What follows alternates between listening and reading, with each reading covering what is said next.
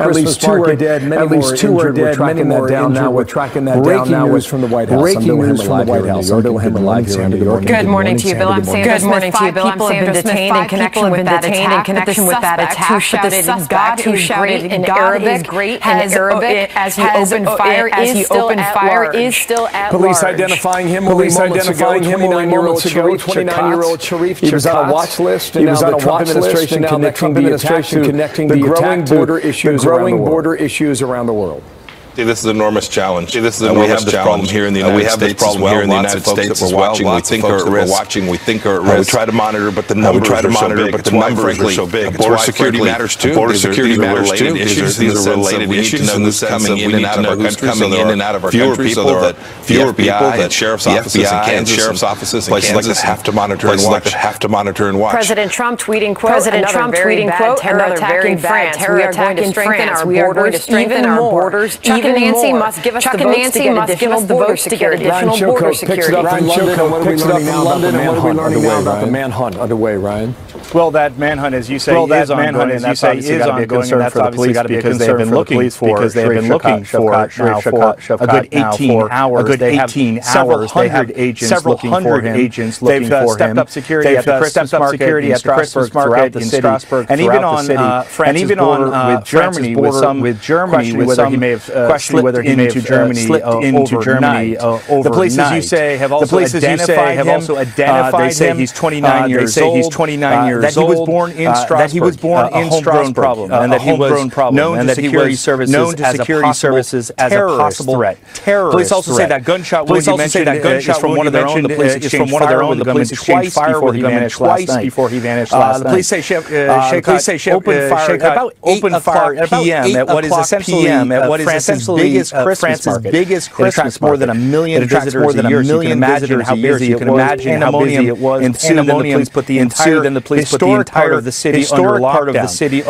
This is not the first time a European Christmas market has been hit. Berlin's Christmas market was hit by an assailant just 2 years ago when the assailant drove a car killing 12. And this market itself in Strasbourg was actually targeted by Al-Qaeda terrorists in 2000. They wanted to bomb it. The police, however, thwarted that attack in this case. So lucky in this case. Ryan Chilcote with more breaking news from overseas. When we learn more about the manhunt, we'll bring it to you and our viewers. Thank you, sir. You and our viewers. Thank you, sir. We're now past the hour now. Another big story we're watching this morning. We're waiting sentencing hearing at federal court in Manhattan. Cohen pleading guilty to charges including lying to Congress about a proposed Trump real estate project. Now he's facing several years in prison. We're covering this from all angles for you this morning. Alan Dershowitz standing by for reaction. But we begin first with White House correspondent Kevin Cork. He's live on the North Lawn Forest this morning. Kevin, any new reaction from the president as we await it?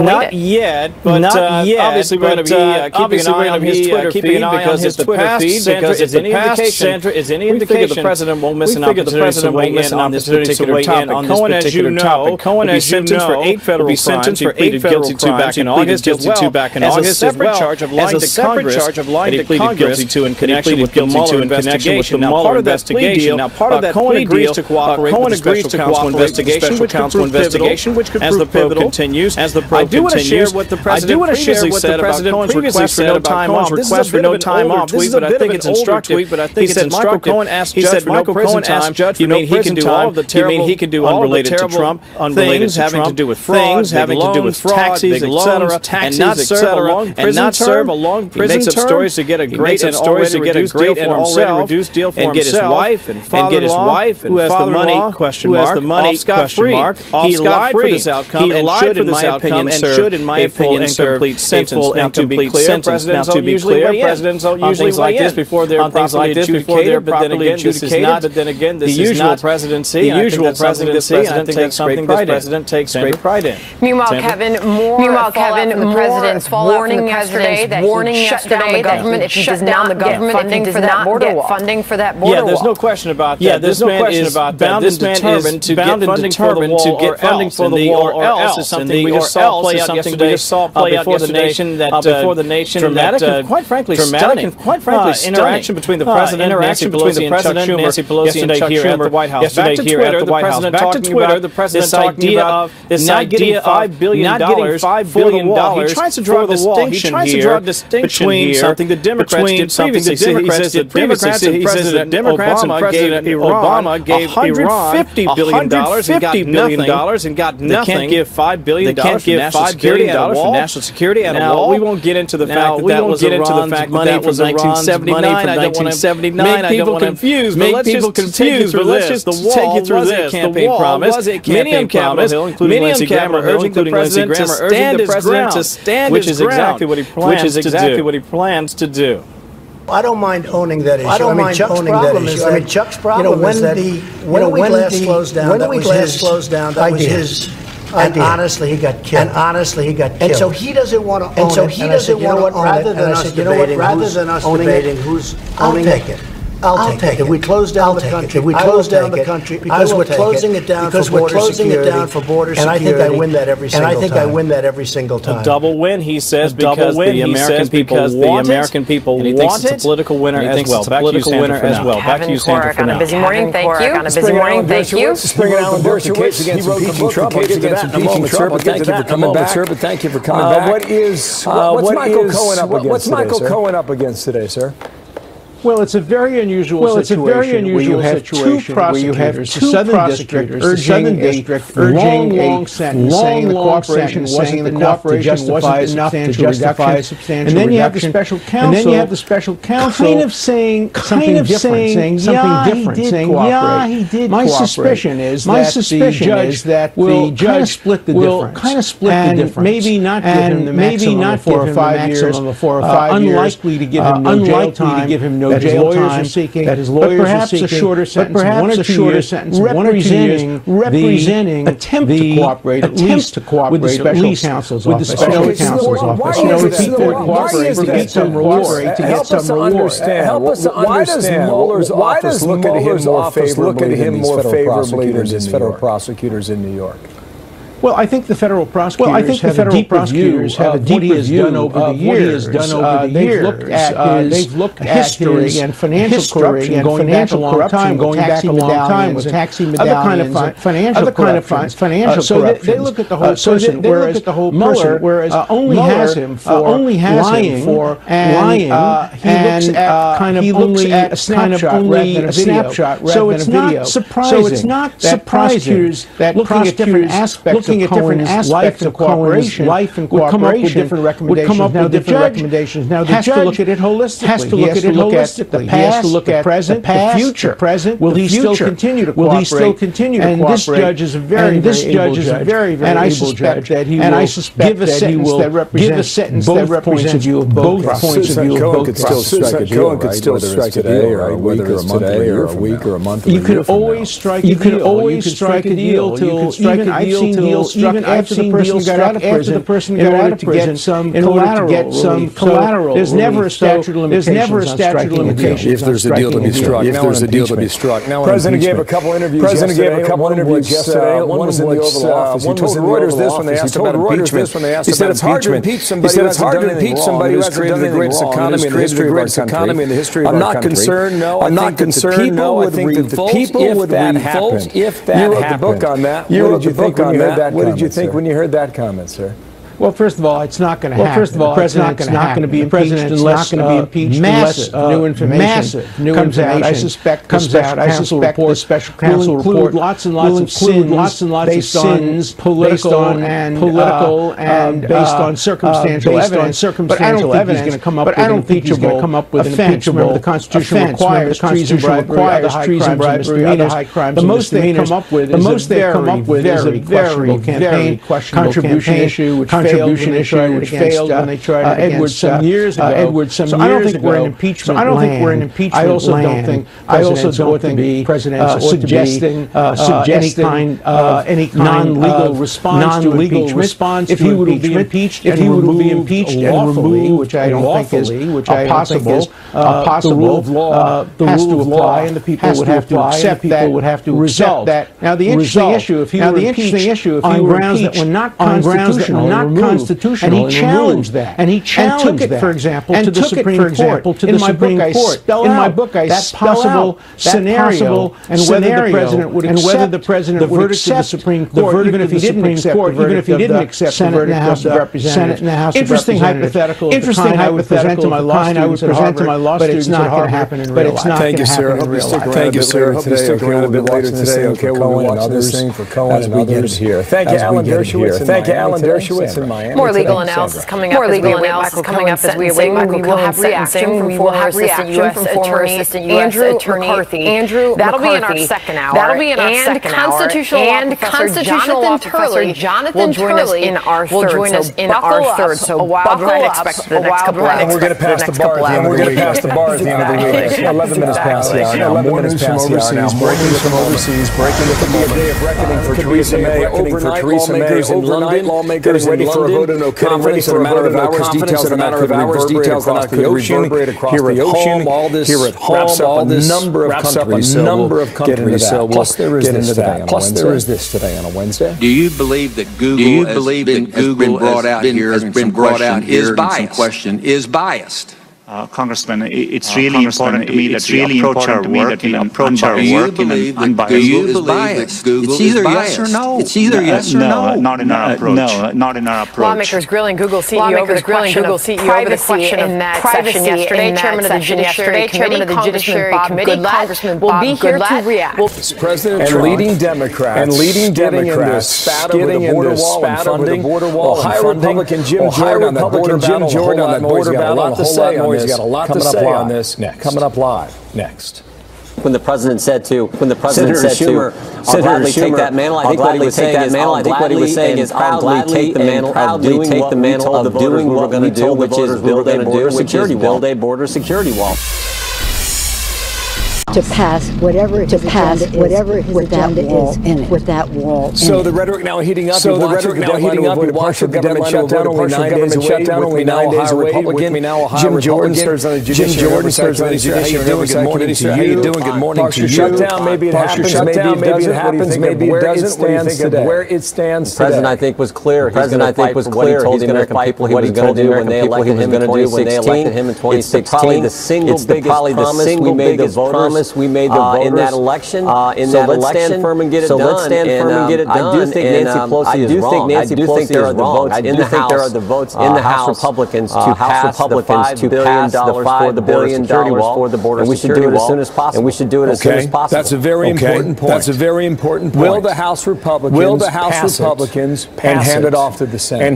Because at that point you would have the debate cornered, would you not? We need to have the debate. We need to have the debate. We can't just say, we can't just say, you got this crazy 60 vote rule in the Senate, so we're just going to forfeit, not even engage in the debate, not even try. We have to have the debate. I think if we stand firm, we can get it done. After all, what the president's proposing is just common sense. We need a border security wall. We need a border security wall. We need to reform our asylum laws. This whole caravan issue was highlighted that and underscored that.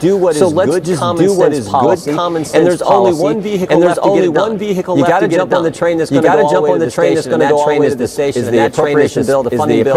So the president said, we're going to put it on that bill. We're going to put it on that bill. He's going to stand firm. And that is exactly the right thing. Here is Lindsey Graham dipping back in the history. He said the following. Watch. And here's what's so hypocritical. In February of this year, 44 Democrats, including Schumer, voted for a bill that had $25 billion in 2013. Schumer helped create a bill that had $8 billion $42 billion for securing the border in other ways. They want Trump to lose more than they want the country to win. What do you think of that, sir? He went on to lose more than they want the country to win. He talked about liberal arrogance. I've had enough of it by the president. Take it on. He talked about liberal arrogance. I've had enough of it. See what happens. Take it on. Yeah, exactly right. Senator Graham is right on target. See what happens. Remember, they used to be for actually common sense policy building a border security wall, getting control of our southern border.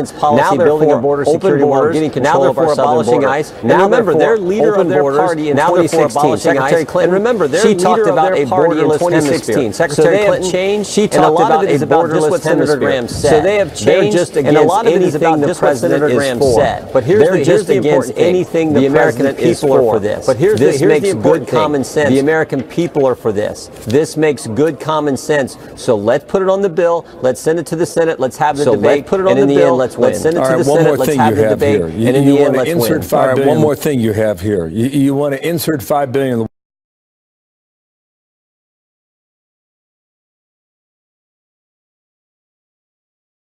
Wall funding. You also want to have catch and release by reforming the asylum laws. Yeah. How would you do that? Why is that important? Well, it's important because the whole caravan issue is underscored. This is critical. ICE agents will tell you 85 to 90% of the people who come here seeking concept that we've been watching are unfold over the last several weeks here and stand up and say this is the right thing to do, and we'll get it done. Somehow it seems to get Congress moving when you look at the calendar, and you've only got a few days to go. And that's what you're up against. Sir, come on back, okay? Jim Jordan, Republican from Ohio. We'll see how it goes. Thank you for your time today. 20 past the hour now. Back to the breaking news, Sandra. Back to the breaking news of the morning on that manhunt for a gunman behind a terror attack in France. At least 2 dead, many more have been injured. What the president is now saying. Plus, Theresa May's future as prime minister could be hanging in the balance. The move lawmakers in England are preparing to take in just a matter of hours.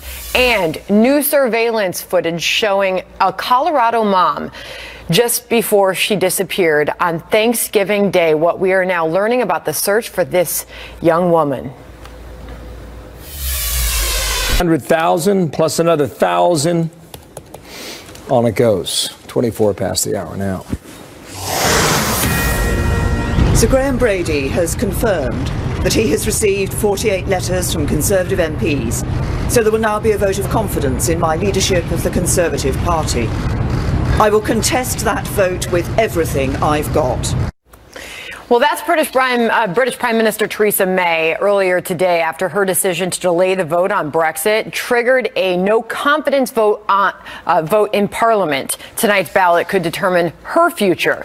May needs a simple majority from 158 of 315 Conservative lawmakers to remain the head of her party. Let's bring in Nal Gardner, director of the Margaret Thatcher Center for Freedom at the Heritage Foundation. Thank you for joining us this morning. So she's putting out a big warning there to those who want her out and what the implications are for the future of Brexit. What would the fallout be if she is voted out?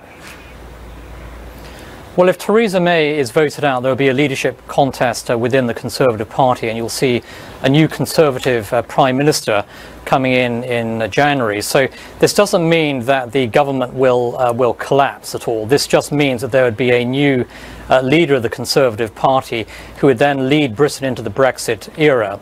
And I think that certainly there's growing disenchantment with Theresa May's leadership within the Conservative Party.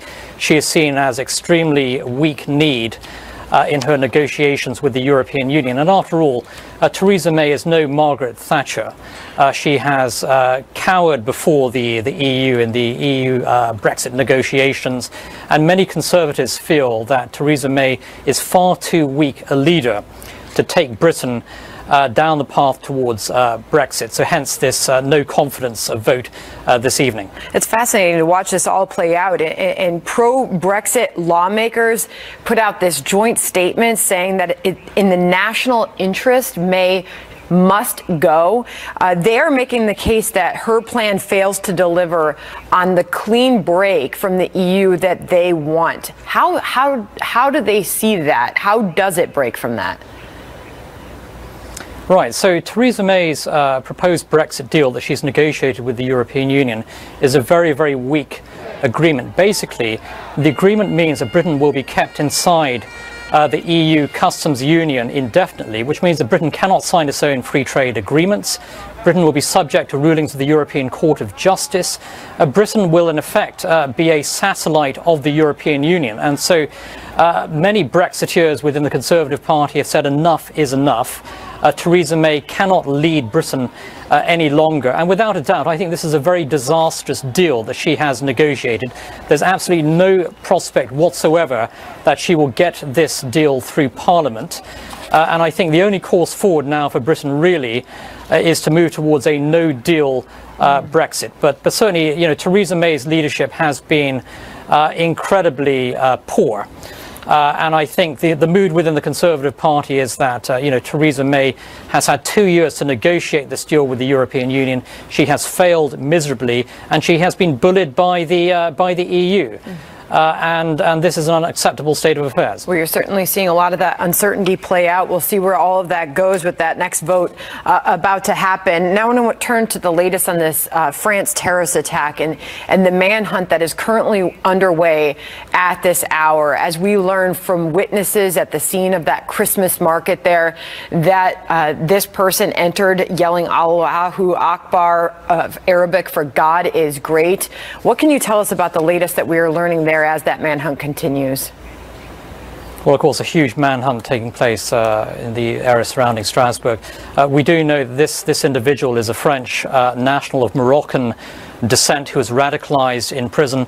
He was convicted no less than 27 times for crimes across, you know, Germany, France, Switzerland. He was on a terror watch list, and yet he was still allowed to roam the streets. So I think that this is another political crisis for Emmanuel Macron following weeks of huge street protests, and this will certainly add to the pressure on his presidency. But without a doubt, I mean, this is a reflection of the fact that Islamist terrorism in Europe remains a huge threat. And this individual should not have been allowed to walk the streets of Strasbourg or any French city. So a real failure on the part of the French administration. This also, I think, emphasizes the point that, you know, France and European countries need more secure borders. They need tougher measures against Islamist extremists. After all, there are tens of thousands of Islamist militants operating in France alone. And so this latest terror attack, I think, will significantly increase the pressure on Emmanuel Macron and his presidency at this time. We know the president here in the United States using this as an opportunity. This is why we need border security, and his reason for more border security. He's been tweeting about it this morning. 2 killed, many more wounded. We continue to learn more. Manhunt underway. Niall Gardner, thank you for joining us this morning.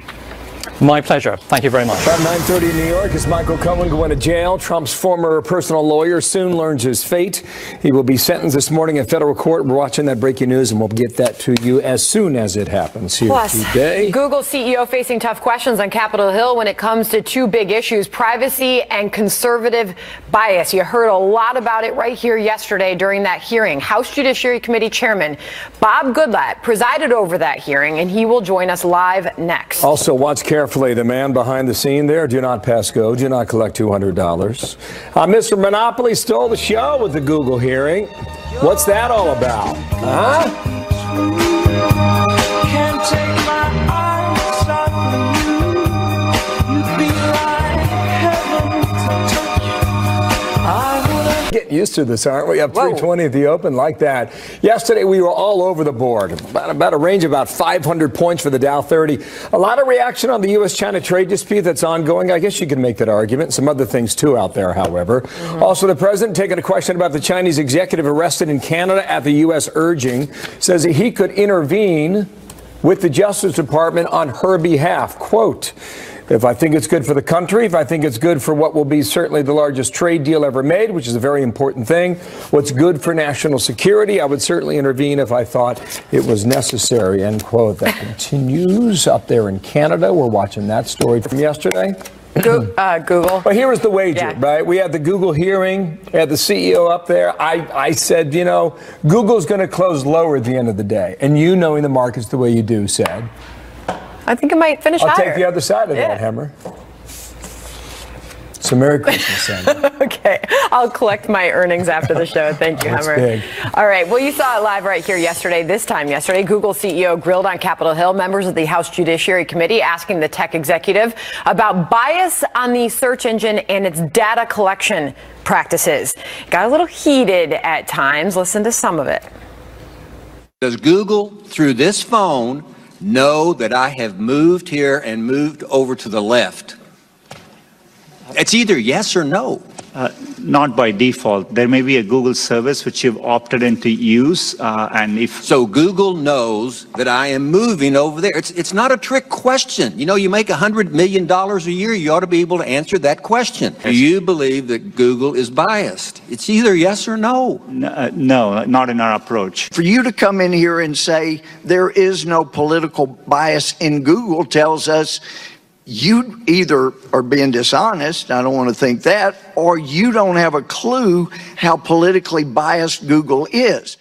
Chairman of the House Judiciary Committee, Virginia Congressman Bob Goodlatte, was at that hearing and led that hearing, and he joins us now. It's great to have you here this morning, Mr. Chairman. So that was our first time seeing Mr. Pichai answer questions from lawmakers. How do you think it went in that room yesterday? Well, I thought it was a very good hearing, and I hope millions of Americans were watching because I hope they learned a lot about how companies like Google have a tremendous amount of information about them and a tremendous responsibility. And you know, with a company like Google that has 90% of the search taking place in the United States, and YouTube, their subsidiary, has 75% of American adults, 95% of 18 to 24-year-olds using their service. Even the mere suspicion that they would use their algorithms to influence political bias or promote their products over their competitors raises a lot of issues that need to be addressed. So I'm glad we held this hearing. We didn't get all the answers that we needed from Mr. Pichai, but he definitely took a lot of questions on a lot of subjects, and he agreed to get back to us on some that there either wasn't the time or we couldn't go into the depth that needs to be done to look at those things. So this is a very important issue, and these companies that have huge market share need to either do more to educate the public, more to self-police, or they're going to face various reviews in the next Congress. I won't be here to do it, but I know others will. Some people hear that as Republicans talking about regulating business. Are you talking about regulating some of these technology giants like Google that you just mentioned dominates 90% of the search market, Mr. Chairman? I would prefer not to regulate, but I do think the application of our antitrust laws, which promotes fair competition, needs to be reviewed.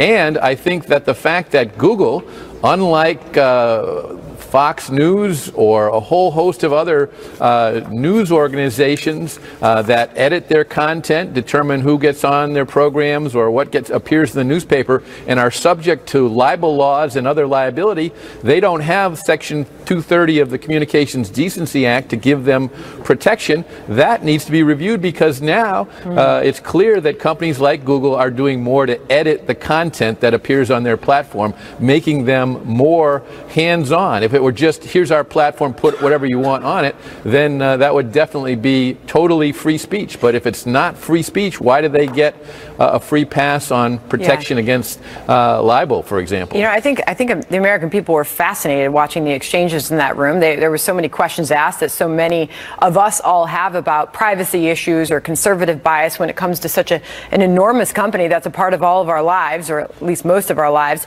Really quickly, I want to show a picture that is just coming into us of Michael Cohen leaving his apartment. This just happened moments ago. We are awaiting Michael Cohen, the president's former personal lawyer.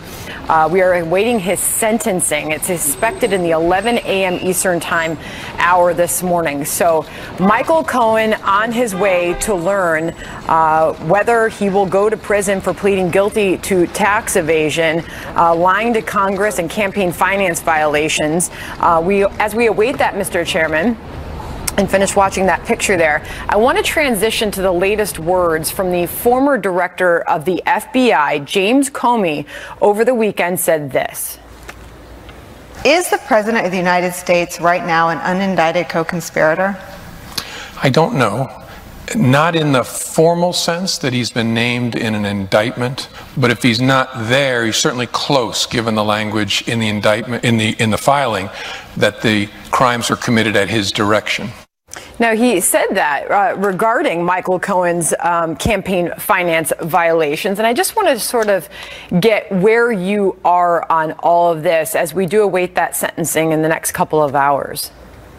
Well, Sandra, as you know, the task force that I, along with Trey Gowdy, chairman of the Oversight Committee, launched a little over a year ago, has scrupulously stayed away from Mr. Mueller's work. But I will say that it would be good if other people like James Comey did the same thing, because I think those are very uncalled for comments. Let's see what happens to Mr. Cohen. Let's see what the special counsel brings forward. And so far, I haven't seen anything that would indicate that the president is responsible for the kinds of things that other people are suggesting. So let's wait on the evidence before we draw these conclusions that people want to draw about this. What conclusion can you draw after having James Comey behind closed doors, and we all got to look at that testimony? Go ahead. Well, what we were looking at was the way that the FBI, which, by the way, is the most important law enforcement organization. At least two are dead, many more injured. We're tracking that down now. We're tracking that down now. Breaking news from the White House. Breaking news from the White House. I'm Bill Hemmer live here in New York. Good morning to you, Bill. I'm Sandra. Good morning to you, Bill. I'm Sandra. Detained in connection with that attack. Who shouted in Arabic as he opened fire is still at large. Police identifying him. Police identifying him 29-year-old Sharif. He was on a watch list, and now the Trump administration connecting the attack to the growing border issues around the world. See, this is an enormous challenge. See, this is an enormous challenge here in the United States as well. Lots of folks that we're watching, we think are at risk. We try to monitor, but the numbers are so big. Border security matters too. Border security matters too. These are related issues in the sense that we need to know who's coming in and out of our country. So there are fewer people that sheriff's offices in Kansas have to monitor and watch. President Trump tweeting quote. Another very bad terror attack in France. We are going to strengthen our borders. Chuck and Nancy must give us the votes to get additional border security. Ryan Chilcote picks it up from London, and what are we learning now about the manhunt underway, Ryan? Well, that manhunt, as you say, is ongoing, and that's obviously got to be a concern for the police because they've been looking for a good 18 hours. They have several hundred agents looking for him. They've stepped up security at the Christmas market in Strasbourg, and even on France's border with Germany, with some questioning whether he may have slipped into Germany overnight. The police, as you say, have also identified him. They say he's 29 years old. That he was born in Strasbourg, that he was born in Strasbourg, and that he was known to security services as a possible terrorist. Police also say that gunshot wound you mentioned is from one of their own. The police exchanged fire with the gunman twice before he vanished last night. The police say opened fire at PM at what is essentially France's biggest Christmas market. It attracts more than 1 million visitors a year. You can imagine how busy it was. Pandemonium ensued, and then the police put the entire part of the city under lockdown. This is not the first time a European Christmas market has been hit. Berlin's Christmas market was hit by an assailant just 2 years ago when the assailant drove a car into the Christmas market, killing 12. And this market itself in Strasbourg was actually targeted by Al-Qaeda-linked terrorists in 2000. They wanted to bomb it. The police, however, thwarted that attack. They weren't so lucky in this case. Ryan Chilcote with more breaking news from overseas. When we learn more about the manhunt, we'll bring it to you and our viewers. Thank you, sir. You and our viewers. Thank you, sir. The hour now. Another big story we're watching this morning. We're waiting Michael Cohen's sentencing hearing at Manhattan. Cohen pleading guilty to charges including lying to Congress about real estate project in Moscow.